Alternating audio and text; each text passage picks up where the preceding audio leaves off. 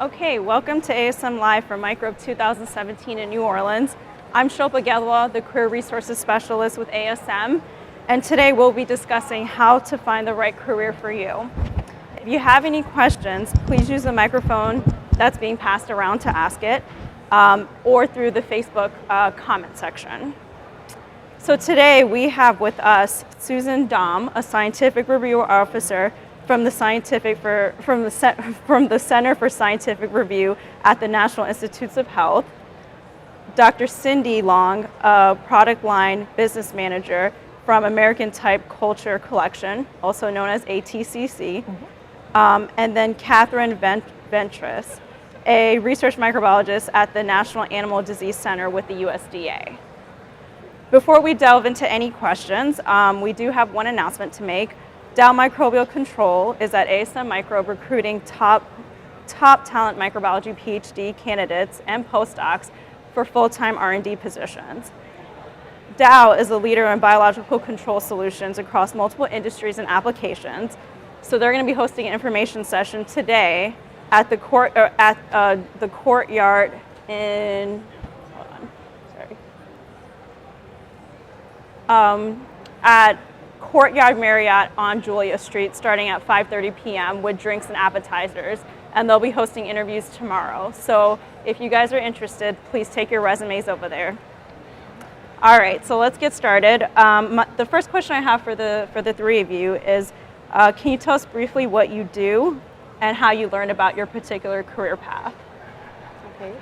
Well, I'm what's referred to as an SRO, which is a scientific review officer at the National Institutes of Health in the Center for Scientific Review.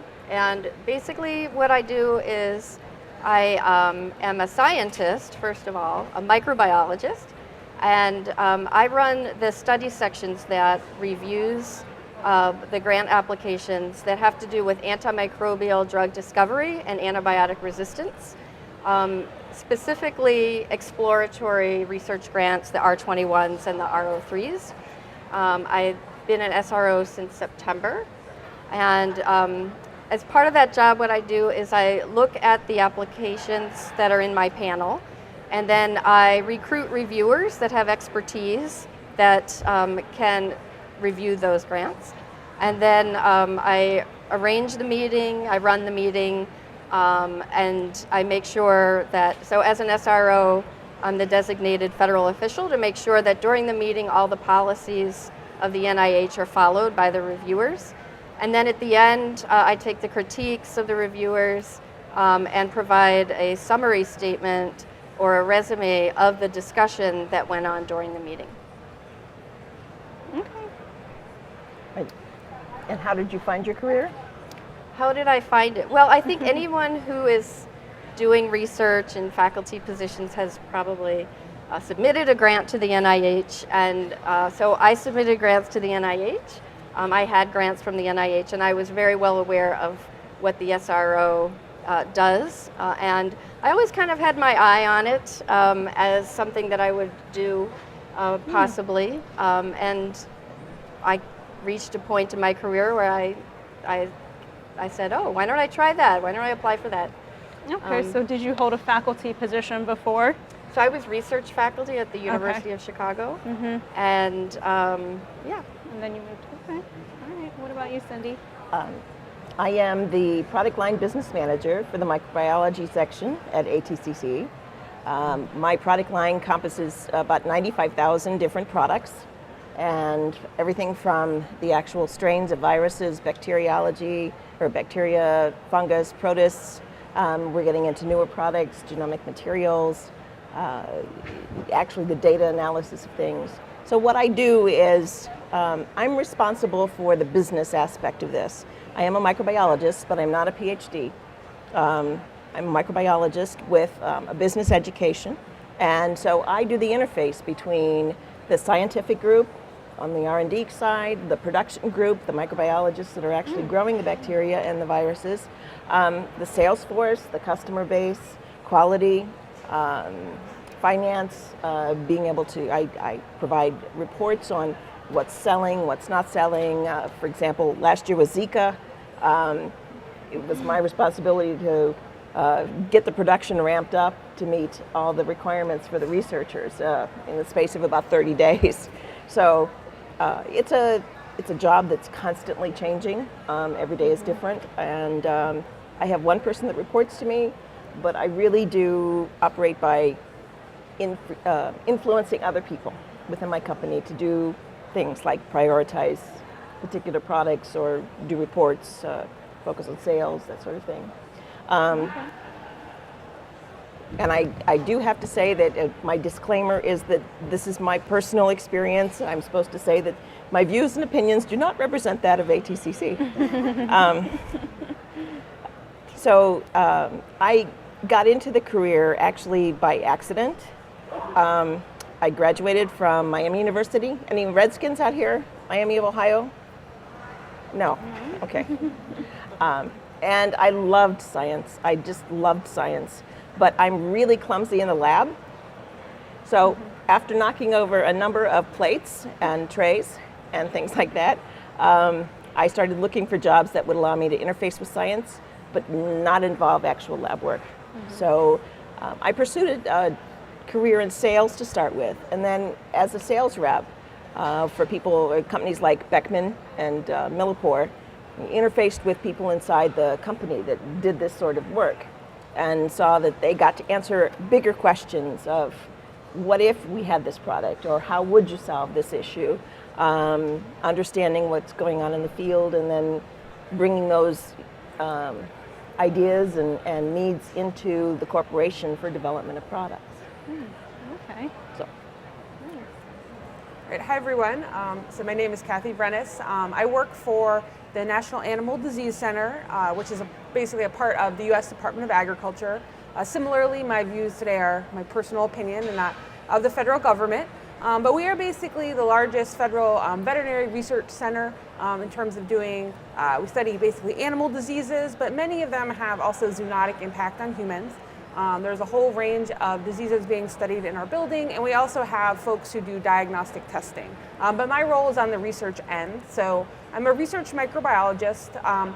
It's a little bit different than a way a faculty would be set up in a university, because we work in groups. So as opposed to having a single faculty member with the group, there's a couple of us working together. So it's me. I do a lot of the microbiology and molecular biology. Our project is on Brucella.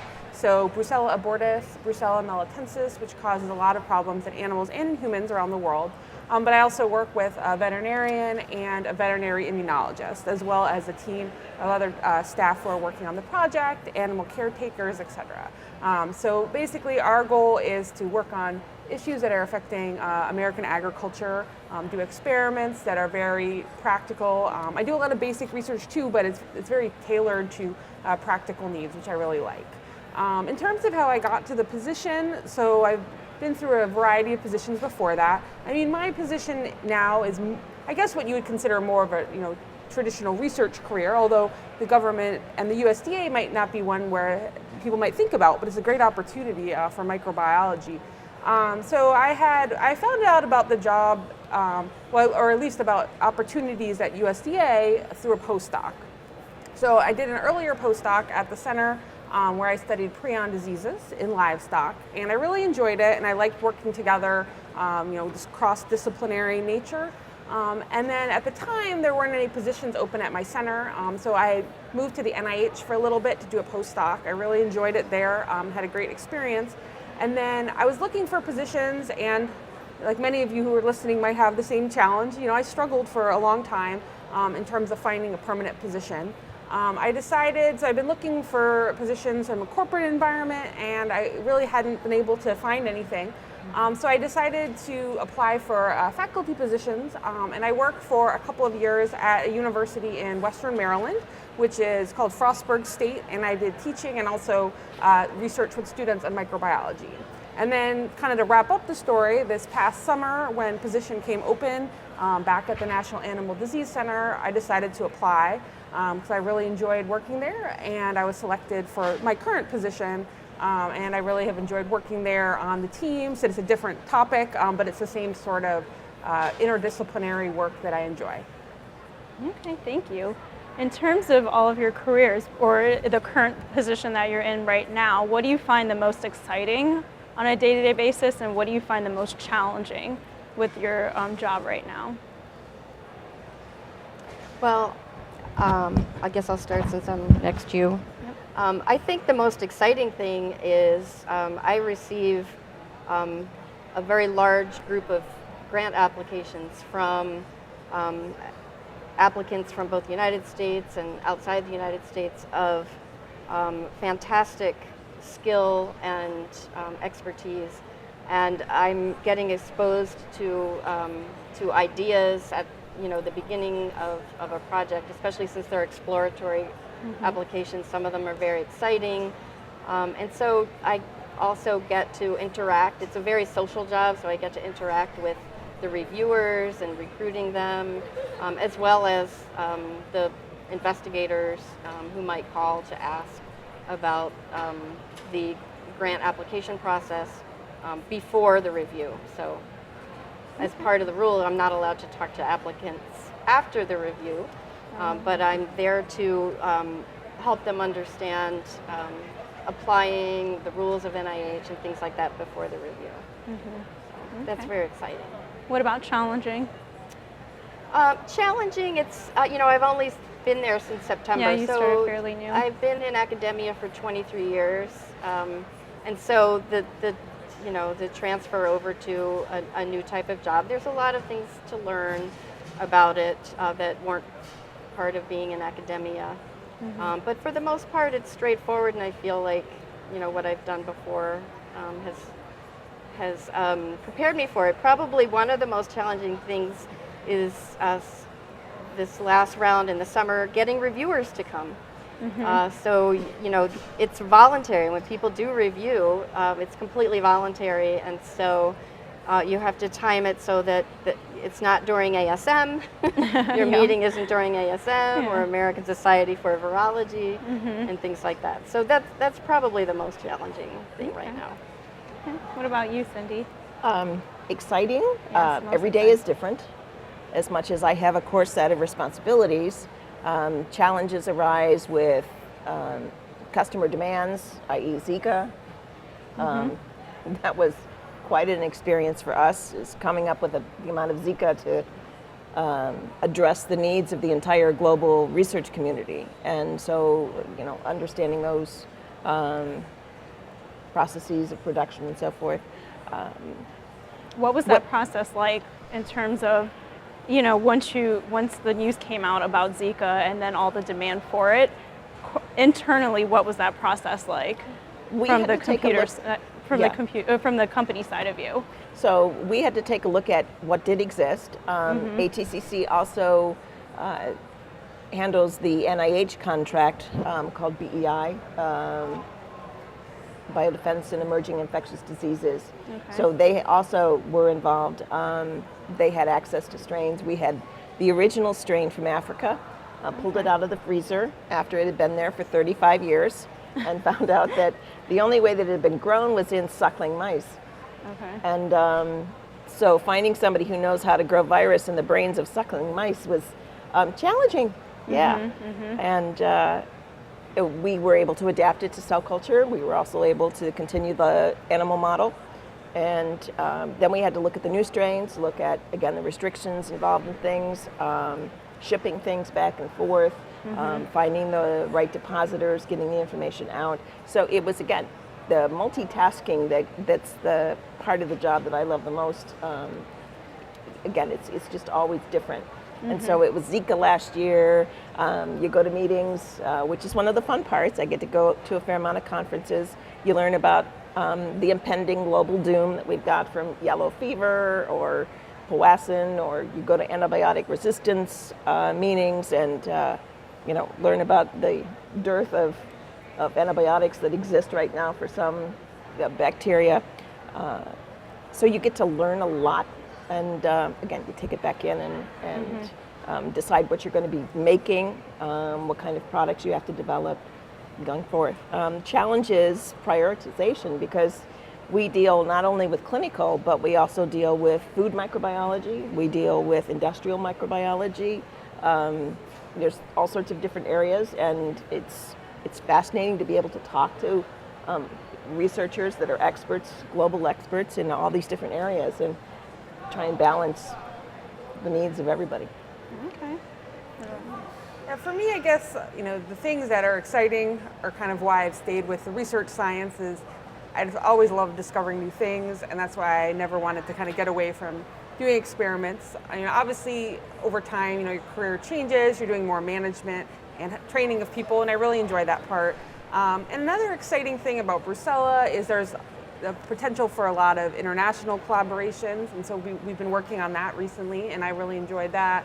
And just having a chance to kind of adapt some new techniques or collaborate with somebody to apply it to our lab, I think that's exciting.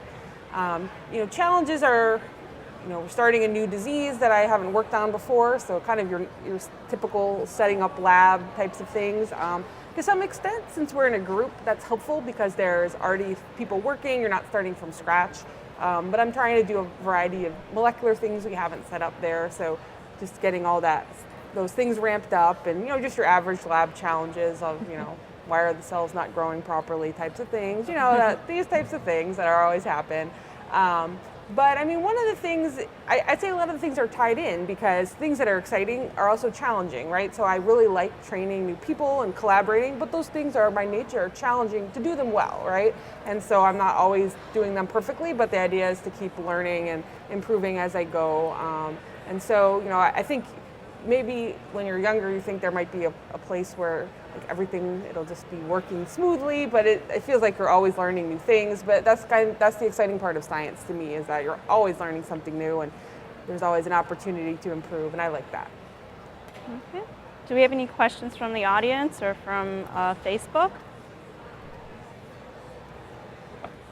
Question about the scientific review officer position.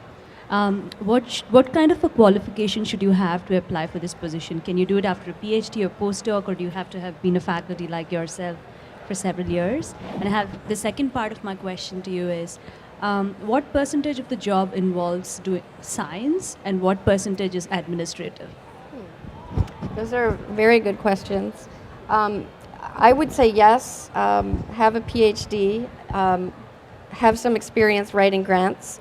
And in fact, those were the qualifications to even get past administrative review to be interviewed. So yes, this is the people who are SROs are experienced investigators in their own right. I would say I'm not in that position of hiring SROs. I can only say what it was like, as an applicant. But those were the things that were asked of me. Have you applied for grants? Have you been a principal investigator of grants? Have you reviewed grants? Have you been a reviewer on a panel? And are you internationally and nationally recognized as an expert in your field? So that was important for them to as a criteria. And so it's something that you can't do right out of, you can't get a PhD and suddenly be an SRO. To my knowledge, my chief is in the audience here, but SROs are highly experienced experts in their own field and have quite a lot of experience in the field. So it is something that you want to consider more down the road, but if it is something that you're interested in, it's kind of nice because you keep going, keep trying, get your postdoc, get a faculty position, apply for grants, get them, and it's something that you can think of down the line if that appeals to you. And a lot of the job is science because that's what I really love about it is I read through all the grants that are in my panel. And I have to ascertain what type of expertise I need for that, for those applications, and I have to organize them into what expertise, and then I have to think of the experts in the field and how do they match up with these applications. And so it's a great deal of science. I don't think that someone without a background in science and specifically in microbiology could do the panel I'm doing. And in addition, you have to really understand chemistry and all facets of science to be able to do the panels, to match up the expertise, because you never know what's going to show up in your panel. Any more questions?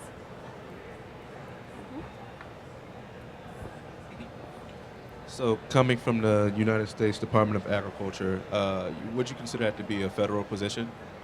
Yeah. Yes. So, in terms of publishing information, do you feel as though there's a key difference between publishing data from because I know there's a lot of secrecy usually involved, so there's not as much sharing, I guess, with like a government job, right? Yeah, so the question related to publishing. So we do have a publication requirement as part of our requirements for the job, and I would say publishing is pretty similar to faculty publishing at my agency, or at least in my center. So I work for the Agricultural Research Service, so we basically kind of consider the in-house research branch of the USDA. We do have a process. If we have a paper, then, and this was true at the NIH as well, you have to basically have it checked by your unit supervisor before you submit it. So there's paperwork involved, but we submit to journals like I would in another position.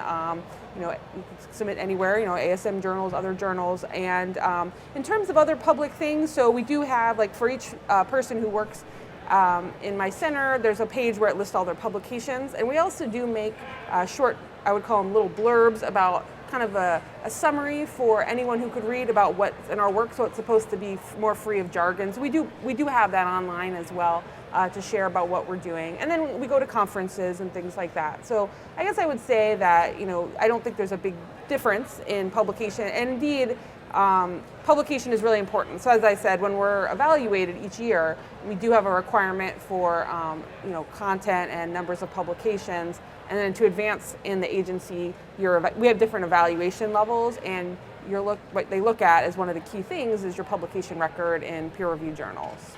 So, thank you. Any other questions? Okay. So, in terms of before you moved into your current position, did any of you take any time to explore your career options? To explore. Yes. So did you try to figure out, well, what can I do with this degree that I'm getting at any point? Well, I was at the University of Chicago after I got my PhD. Mm-hmm. I was in academia for 23 years, Mm-hmm. and that they treated me really well there. But one thing that they didn't do there was all of my salary support was dependent upon grants. Mm-hmm. And so, however, as a research faculty, that's another career, and that's basically what I was at the University of Chicago. It's a great place to work there because they 100% covered my children's tuition, college tuition. Whoa. And so I grandfathered in with 100%. They're now decreasing it to 85%, but it's still, they treated me well while I was there, but there came a time when I saw down the road, when will they possibly not cover my grants? And I was actually fully covered at the time, but it was great to write grants. It was great to explore hypotheses. It was great to have a lab. It was great, to have students. But at some point, going to the NIH and being a part of the grant review process seemed like a very nice option. Mm-hmm. So all of those things that I did before really qualified me helped to you. do that. So it was a kind of a nice place to, say, go next. Mm-hmm. So I explored a lot, yes. Yes. Did for the ones that have the PhDs on this panel, were there any misgivings in terms of leaving academia or sort of not going the tenure route? Well, you kind of did already, but then you ended up leaving. So. Yeah, I guess for me, when I kind of thought about where I wanted to be, I thought about the things that were really important and the things that weren't as critical. And I decided by kind of seeing options and different careers, that what was critical is staying in some sort of research science. And I had tried some other things, so I worked for a year doing outreach and extension, and I really enjoyed it. But I knew from that time that I wanted to do that as part of my work, but I also wanted to have the outreach component, or research component. So I think that what was critical to me was not necessarily the venue or the academic track, but certain elements of the position. So I was really open to things that had those elements, whether they were at an academic or government setting or an industry setting. So that was what was most important to me when I was thinking about things. Do you see any differences between government and industry, or? I mean, I can't really speak to that myself because I haven't worked. I've spent a lot of time in academia and I've spent a lot of time in government, but I haven't really worked directly in industry. I've collaborated with industry, but I haven't worked in industry. What I would say is a lot of folks will say that, government has some elements of both. I mean, I think the team-based work, not that there's not this in academia, because there certainly is, but the nature of the research teams, I think, probably has some features that are similar to industry, and also kind of the structure of the agency, because we have a unit head, and I think some of those things are similar. But in terms of the publications and kind of the day-to-day research, there's kind of maybe a hybrid, I would say, between academia and industry. But that's just my perception. So I don't want to speak too much to the industry side. Oh, I meant, what about with academia and government? Sorry. With academia and government, do you see any differences there? Yeah, I guess I would say, I mean, from the structure, right? Yeah. So again, it's not true in all academic environments, but I think you think of an academic lab, often you think of one person at the top and then there's a large group of people working. The government setup, at least in my center, is different. So we have a smaller group in terms of personnel, but we do have that collaborative between folks with different types of expertise. I think that's really interesting. And then we also have a unit head who is sort of like a department head, but not really, because he also does experiments as part of my group. And so it's just a little bit different type of setup. In terms of, I mean, certainly that in my position, we don't have teaching requirements. So when I was at Frostburg, I was spending a lot of time teaching, and I enjoyed that. And then in my USDA position, we do public engagement in certain ways, and there's opportunities to do a guest lecture and things like that. But obviously, that's not part of it. Publication-wise, as I said, it's somewhat similar. We do try to do things that have some practical focus and try to, so it depends on the group, but a lot of folks are interested at USDA in coming to a product from their work, or developing a vaccine or diagnostic tool. And of course that happens academia, but I think maybe we're a little more practical focused. And so, go ahead. I was just going to say that it is a lot different working for the government compared to academia. However, as an SRO, you're still given a lot of freedom to continue to do lectures if you want to. You have to get permission from an ethics board before you can do that, especially if there's any kind of compensation involved. But there's still freedom as an SRO, even though you're reviewing grants at this point and you're not in academia. They encourage you to continue with your academic development. In fact, they encourage coming to conferences like this. They just encourage things like that. And so, of course, you just have to get approvals for it. But it's a great career in that respect, is that you continue your scientific development just in a different kind of way. And mainly, you said with conferences. That's how you can build your scientific development. You can go to conferences, or you can still give lectures, in your field. Again, you just have to get the approvals to do it. Okay. So what's something you would lecture on in your field? Well, my expertise was in Staphylococcus aureus and antibiotic resistance and antibiotic development. So I would probably lecture, but I also had a class before. I also taught a class. Okay. And it was called Plagues, Past and Present. So I could give lectures on all kinds of plagues and infectious diseases and Zika, but I don't know that much about Zika, honestly, in terms of firsthand, but I'm more of a bacteriologist. But so I would give lectures on especially the things that I'm more expert at, like Okay. antibiotic development and resistance and MRSA and some basic science as well.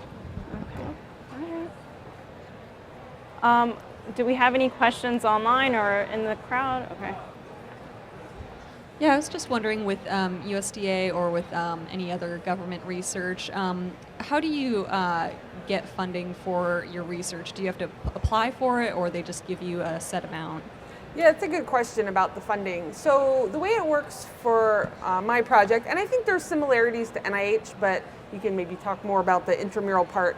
But for my project, basically we have a review cycle. So there is money that's appropriated for the project, but we do have to go through an internal review. So for example, every few years we'll write up a project plan. And so currently we had a project plan that was reviewed internally and externally, and that says these are the things we're planning on doing, and it's aligned to the national priorities related to Brucella. And then so it's reviewed, and if it gets a good enough score, then we'll receive the money. And so there's going to be differences depending on the project. And so there are opportunities as well to receive external funding, but we're not required to do that. So in terms of our public health type of work, we're interested in collaborating internationally with Brucella, so doing some research on prevalence with local partners. That work, we're looking for some external grants. Certainly there are some restrictions, so not all grants. Like for example, if you look online at NIH grants, a lot of them are restricted. So, federal people like us would not be able to apply, which makes sense, right? Because we're already receiving federal money in other ways. Other ways you can, there's other types of grants, corporate grants, et cetera. Some folks at our center have those as well to basically provide extra funding for new projects. So I guess I would say yes, we received the federal funding, and you can apply for some extra, but you don't have to. So I think there can be some pluses to that in the sense we finished our project plan, so we have a sense of this is what we'll be working on the next 5 years, and it's exciting, and we can kind of plan ahead for that. Okay, any more questions? From Facebook, from Carolina Stack. She doesn't say where she was at first, but she used to work in microbiology in her country, and now she works in the EU in biochemistry, and she's asking if you need a PhD to work in microbiology in general. If you could speak to that. Do you want I'm to take the that one, non-PhD Cindy? person here. I think it depends on what you consider microbiology, and microbiology is such a broad and vast field, so many different applications. When I go again and talk to customers, yes, many of my customers heading groups in industry or pharma, those areas do have PhDs, and they're filling certain roles within the company, either developing new products or running quality control labs, that sort of thing. And those certainly do require a strong background in research, PhD. But there's a lot of masters, people with a general interest in science. They went through and at the end of their master's program decided that they really didn't want to spend the next 5+ years as a lab person going through that. So there's a lot of jobs in areas for management in microbiology, certainly as well as research. And again, I have my bachelor's and have been able to stay in microbiology for many years, looking at it from an industry perspective, still keeping up on the science and being involved in development of new techniques and new products. So I think it entirely depends on what you're looking for, and what fits your lifestyle. Yeah. So in terms of the bachelor's level, what kind of jobs do people typically have in your company with a bachelor's degree? If you wanted to be in lab work, it would be as research assistants. There's certainly also quality positions, getting into production, that sort of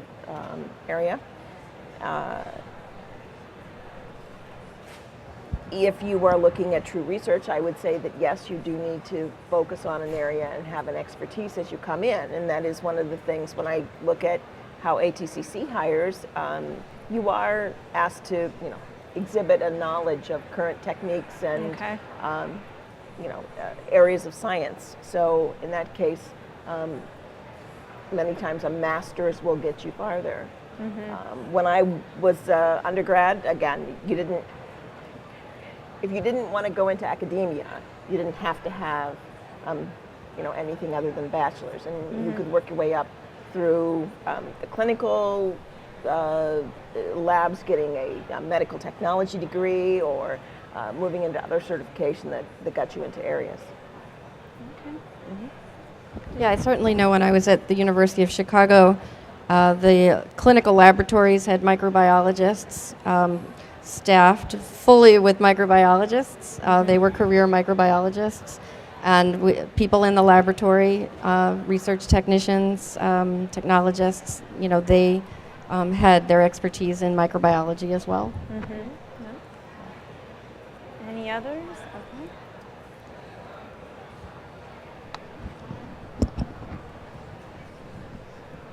So as students were trained to be experts in technical and subject-based matter, what do you see the value in? So as students, we don't get trained in managerial leadership. So what advice do you have for students to attain that, and do you think it's a relevant skill to have? Yeah, I think that's really critical. When I was in graduate school, I did a lot of public outreach. And at the time, sometimes people would question, is that a good use of time? And I was mostly doing it because I really loved it. But over time, I've really seen how useful that is. I've met a lot of people in a range of capacities, education, science, through that work. And then I think you also gain skills as you go, and communication and planning. I think one thing it's helped me with is kind of event planning or project planning, so a lot of similar threads. And I guess I would say in terms of advice for getting the skills, I think there's certainly formal ways like courses and things like that, but then also being deliberate to think about ways things could integrate. So, when I, for example, have a new student coming, like mentoring a summer student, I've done that for many years, and using that as a way to kind of test out skills or practice, so thinking ahead, okay, I'm going to make a plan for the student. Maybe you could make actually even a little guide for the lab for new students, kind of thinking about some of those training functions. And then I think another thing that's helpful is to also look for opportunities to professionalize some of that. Obviously we have limited time, but this came up yesterday. We did a workshop on science outreach for microbiologists. And one of the themes that was mentioned is the power of evaluating. So you are doing this type of work, we're all busy, these are all side projects in a lot of cases, but people have published that work or even or done a poster about it. So sort of professionalizing how you're obtaining those other skills and showing that these are some other skills that you have. I think that is really important because a lot of the time, I do experiments in the lab, but I spend more and more of my time, training, coordinating. I think one of my most important functions right now in my lab is project management because we have so many projects and many of them are very complicated with lots of different people. I think that's probably one of the most important skills. So certainly I need the underlying science part, right? And that's incredibly critical, but I think having some of those other skills, I have taken some classes, but a lot of it is sort of those informal experiences kind of built in. So that's what I would advocate for.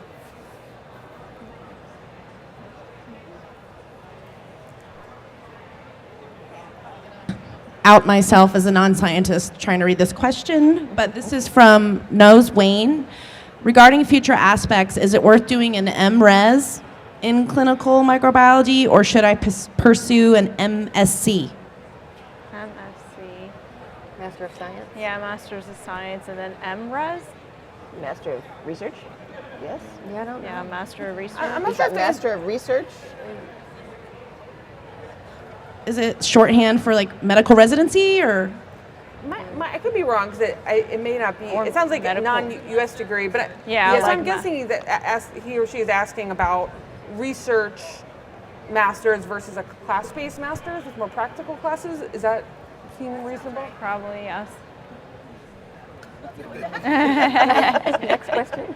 Yeah, I mean, I don't know if I don't have a lot of experience leading a clinical laboratory, so I'm not sure. I mean, what I would say for my work, so we study, pathogen microbiology. So from a more research perspective, I think it's really important to have a master's degree that has research component, so that you have those practical experiences. But I don't want to speak towards clinical micro.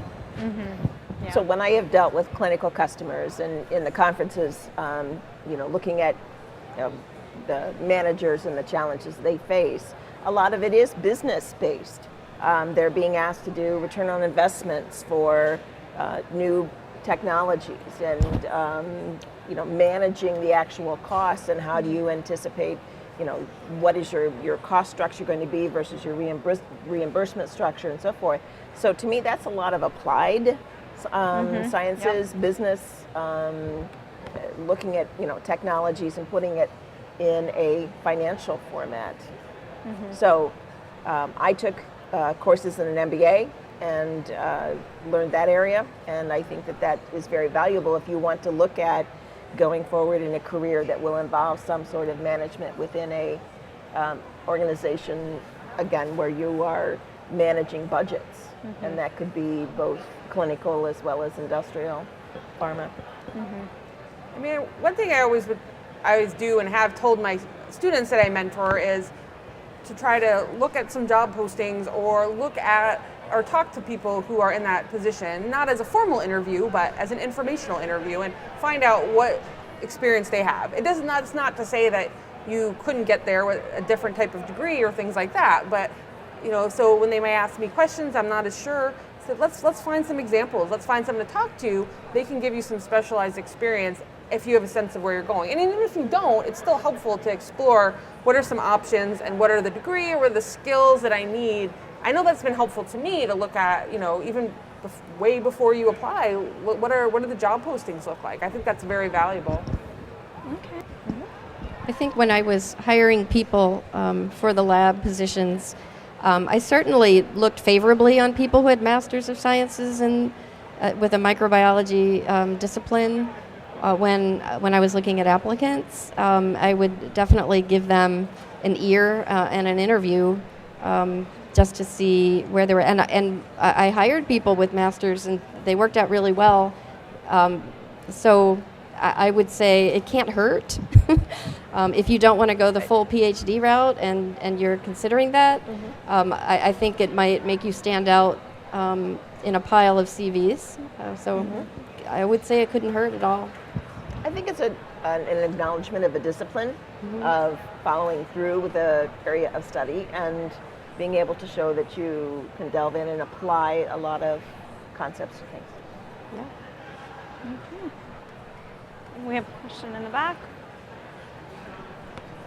So along those lines, I know as a PhD student at the university I go to, they push us in the academic industry, well not industry, but the academic realm. They want us to stay on academia, so there's not a lot of workshops or outreaches to actually give us more information on the industry side.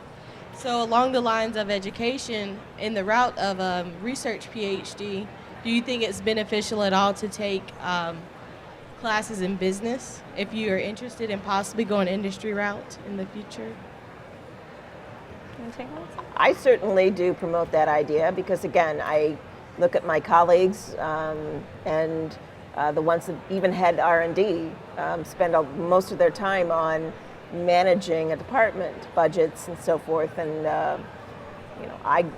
I work with them on the development of business cases, again, looking at return on investment and so forth. So once you get into a for-profit area, you're going to have to understand key business factors and the things that influence your position and your achievement of goals, and they are very quantifiable.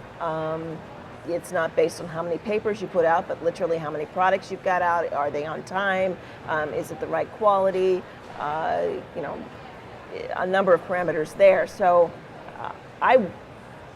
as I got into business, I do wish that I had been exposed to more basic business concepts, even at undergrad level, to have an idea as you go forward, what's involved in this. All right. Well, thank you guys for coming today. You've been watching Microbiology Careers, Which One is Right for You.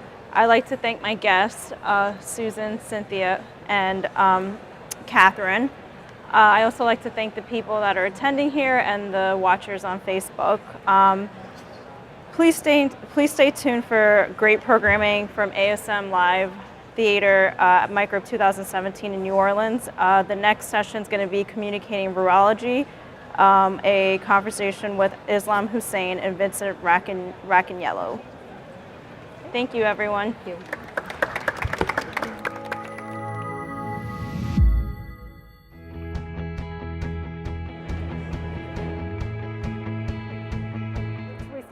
They tell you to put your chin right there.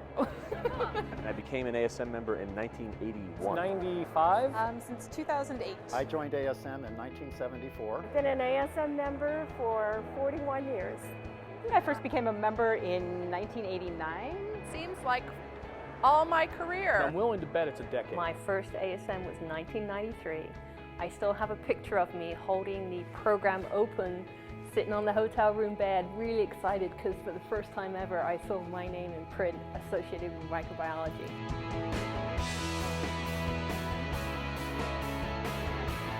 When I was a graduate student at Purdue in 1980, it was the thing. I mean, if you were going to be a microbiologist, you joined the ASM. It was just really that simple. ASM is very special to me because I became a member in 2002, and when I first attended the meeting at Salt Lake City, Utah, I met my PhD thesis mentor, Dr. Arturo Casadevall. And so ASM kind of introduced me to the PhD world. Definitely the most important thing is that ASM has provided me with a graduate fellowship. So they've helped support me during my graduate training. In addition, I've gotten a lot of networking opportunities and I've met a lot of really great people through ASM. And we can share our work and connect, and they can teach me things that I don't know and I can teach them things that they don't know. And just that partnership and working together, that's what scientists do, to share your work. And it's the most exciting thing to learn about new projects. ASM has actually done a whole lot of work and given me the kind of exposure I wouldn't have had if I'm not a member of ASM. Many brains are better than one.